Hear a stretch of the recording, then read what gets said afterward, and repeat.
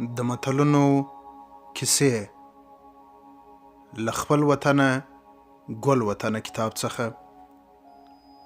د کتاب لیکوال عبدالنافع همت، ویاند او چمتو کوونکی سید لودین.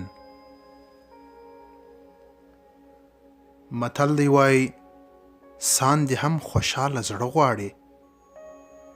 پخوا یو ډول پیشهګرې یا ممثلې ښځې وې چې د پردیو خلکو په غمونو او فاتحو کې به یې ساندې ویلې او ویر به یې کاوه.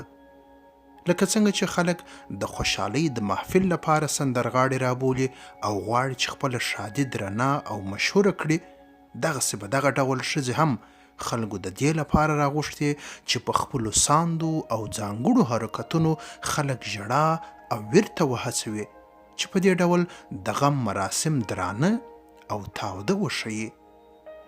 هغه چا چې به ډېرې پیسې درلودې نو څو پیشهګرې ښځې به یې راوغوښتې. کله چې به یوه ښځه ستړې سوه نو بلې ته به یې اشاره وکړه او هغې به په ژړا پیل وکړ. خو بېوزلو خلکو به بیا یوازې یوه ناټکي ښځه راغوښته. کله چې به د مړې مور، خویندې او نورو خپلوانو په طبیعي ډول ژړل نو پیشهګرې ښځې به پټه خوله ناستې وې. خو کله چې به د کور ښځې د میلمنو په خدمت بوختې سوې او یا به فاتحې ته راغلو ښځو شخصي بانډار جوړ کړ نو په دې وخت کې به د مړي له خپلوانو څخه یوې ښځې کرایه سوو ژړاندو ښځو ته سترګه ووهله چې ساندې شروع کړي. ښځو به هم ناببره چغه کړه او د مړي په اړه به یوه دردناکه خبره وکړه. خلکو به دغه ډول ښځو ته تر فاتحې مخکې د مړي په اړه لږ معلومات ورکول چې هغوی یې ځینې خبرې د ژړا پر مهال یادې کړي.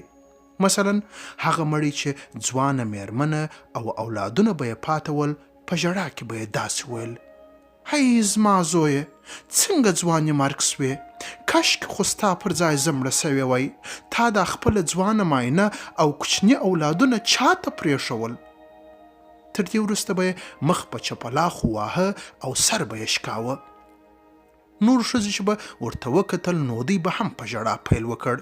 کله چې به یو موړ او خان سړی مړ سو نو خپلوانو به یې پیشهګرو ښځو ته ډېرې پیسې ورکولې او ښځو به هم ښه په اخلاص او لوړ اواز ژړل. وایي چې یو وخت د یوه بېوزله او غریب سړي ورور مړ سو. د ښځینه فاتحې لپاره یې یوازې یوه پیشهګره ښځه راوبلله.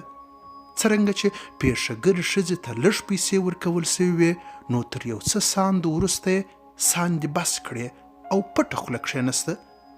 د فاتحې ښځو چې دا چوپتیا ولیده نو تر خپل منځ یې شخصي کیسې شروع کړې چې وروسته خبره خندا او ټوکو ته ورسېده.